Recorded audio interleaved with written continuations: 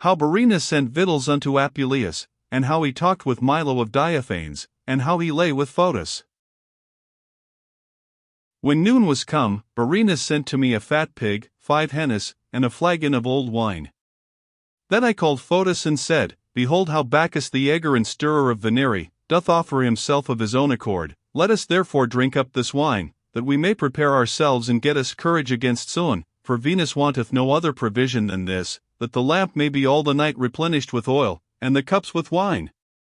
The residue of the day I passed away at the bains and in banqueting, and towards evening I went to supper, for I was bid by Milo, and so I sate down at the table, out of Pamphil's sight as much as I could, being mindful of the commandment of Verena, and sometimes I would cast mine eyes upon her as upon the furies of hell, but I eftsoons turning my face behind me, and beholding my Photis ministering at the table, was again refreshed and made merry. And behold, when Pamphils did see the candle standing on the table, she said, Verily we shall have much rain tomorrow. Which when her husband did hear, he demanded of her by what reason she knew it. Marry, quoth she, the light on the table sheweth the same. Then Milo laughed and said, Verily we nourish a Sibyl prophesier, which by the view of a candle doth divine of celestial things, and of the sun itself. Then I mused in my mind and said unto Milo, Of truth it is a good experience and proof of divination.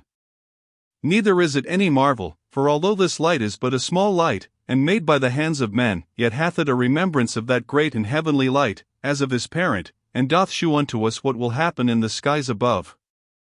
For I knew at Corinth a certain man of Assyria, who would give answers in every part of the city, and for the gain of money would tell every man his fortune. To some he would tell the days of their marriages, to others he would tell when they should build, that their edifices should continue.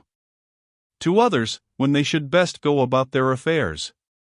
To others, when they should go by sea or land. To me, purposing to take my journey hither, he declared many things strange and variable. For sometimes he said that I should win glory enough, sometimes he said I should write a great history, sometimes again he said that I should devise an incredible tale, and sometimes that I should make books. Whereat Milo laughed again, and inquired of me, of what stature this man of Assyria was, and what he was named. In faith, quoth I, he is a tall man and somewhat black, and he is called Diaphanes.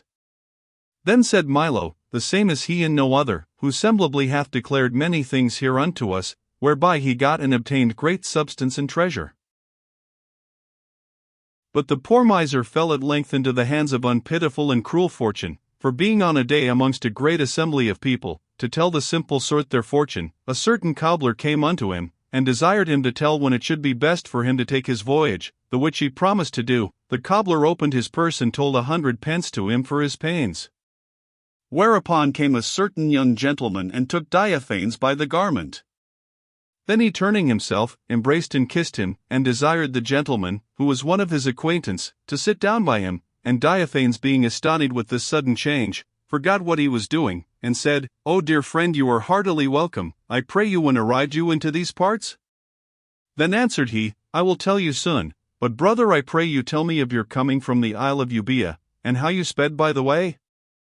Whereunto Diaphanes this notable Assyrian, not yet come unto his mind, but half amazed, son answered and said, I would to God that all our enemies and evil willers might fall into the like dangerous peregrination and trouble. For the ship where we were in, after it was by the waves of the seas and by the great tempests tossed hither and thither, in great peril, and after that the mast and stern brake likewise in pieces, could in no wise be brought to shore, but sunk into the water, and so we did swim, and hardly escaped to land. And after that, whatsoever was given unto us in recompense of our losses, either by the pity of strangers, or by the benevolence of our friends, was taken away from us by thieves, whose violence when my brother Ariswatus did essay to resist, he was cruelly murdered by them before my face.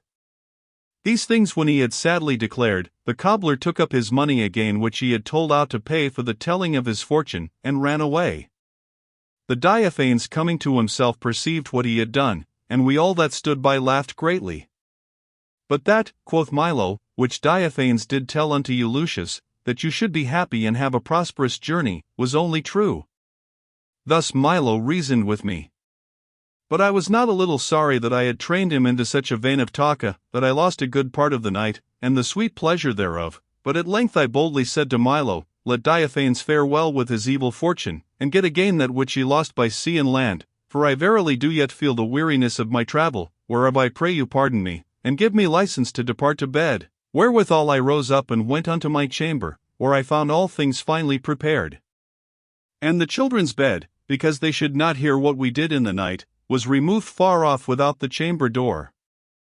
The table was all covered with those meats that were left at supper, the cups were filled half full with water, to temper and delay the wines, the flagons stood ready prepared, and there lacked nothing that was necessary for the preparation of Venus.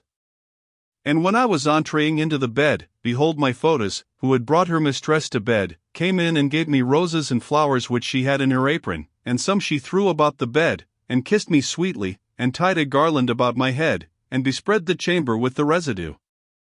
Which when she had done, she took a cup of wine and delayed it with hot water, and proffered it me to drink, and before I had drunk it all off she pulled it from my mouth, and then gave it me again, and in this manner we emptied the pot twice or thrice together.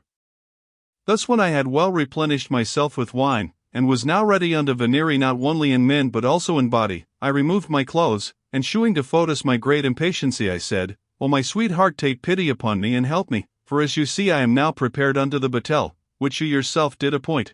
For after that I felt the first arrow of cruel Cupid within my breast, I bent my bow very strong, and now fear, because it is bended so hard, lest my string should break. But that thou mayst the better please me, undress thy hair and come and embrace me lovingly. Whereupon she made no long delay, but set aside all the meat and wine, and then she unapparelled herself, and unattired her hair, presenting her amiable body unto me in manner of fair Venus, when she goeth under the waves of the sea.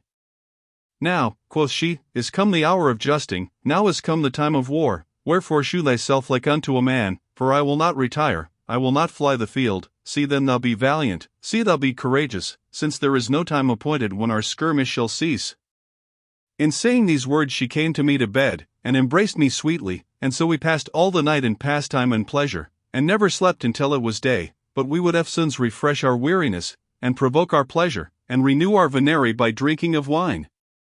In which sort we pleasantly passed away many other nights following.